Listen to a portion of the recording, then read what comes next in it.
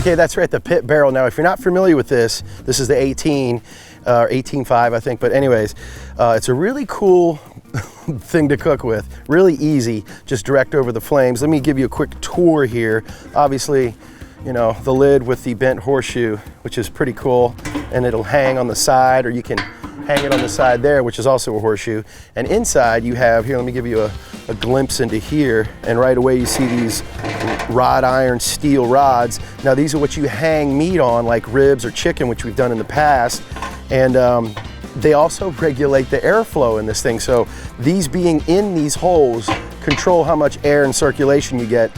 I'll explain that later. Sometimes I do put aluminum foil in there instead of those if I need to shut it down more. Now inside you'll see there is a grate, and what I have here is one that pops open so that you can access through there. Say if you're, you know, cooking something on one side, you can add wood and stuff without interrupting. You can also hang this upside down, put it in, and then you can cook something on one side and hang stuff through the other. So you put the rod back in here and hang meat down in here, which is really cool. Now, this does not come with the hinged grate. It comes with just a regular grate, but the hinge one's awesome. Now, down inside, here's where the fire is.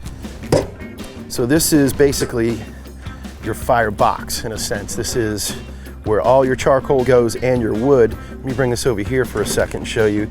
Now this clips off of here. Now this, of course, the charcoal basket comes with the pit barrel cooker, but this plate does not. This is what catches all the ashes under that. Otherwise, they all fall to the bottom of the grill, or bottom of the barrel, I should say. So of course you have to buy that accessory because you would not want to function without this.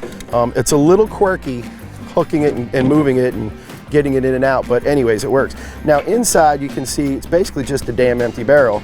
And what you have is your air ventilation at the top, which is where the two rods go in. There's a bottle opener on this one. That's a little extra accessory. And so with the air holes here and the rods, down here is the access. This is basically your air inlet, and this is what controls your airflow. And as you can see, it doesn't seal 100%. So you either, you know, have to come up with foil or something if you need to shut that down more. But there's tricks of the trade with using this.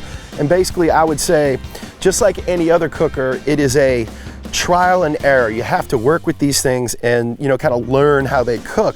But they do cook easy, they do cook well, and they make amazing stuff. So I really love the concept, and, you know, directly over fire. Now you would think, oh, that's gonna burn. Well, it really doesn't. It really doesn't, but you get all this great, you know, moisture coming back up that hits the coals from the meat and just permeates the meat, and it really does work, and it works fantastic. So I love this thing. Yes, there are bigger and more fancier ones, like say the Gateway, which hopefully I'll obtain one day, but for now it's all about the pit barrels. I got two of them and I love them. All right, so what we're gonna do is get some B&B lump charcoal in our basket. We're gonna get that lit. What I'll do is I'll light a chimney on the side of some coals. This is how I do my pit barrel. Fill this with my lump charcoal, and then I add a very little bit of those hot coals and immediately get up to temperature at about 325, 350. And that's about where we're gonna try to cook. Now, one thing of note, when you are handling these gloves are just for charcoal. When I'm handling this basket, or I'm dropping it in, I'm using a leather protected glove because I will have some hot coals in here, as you'll see, and then I have to lower that in. Don't wanna get burned, and you wanna be careful. All right, let's get our fire lit.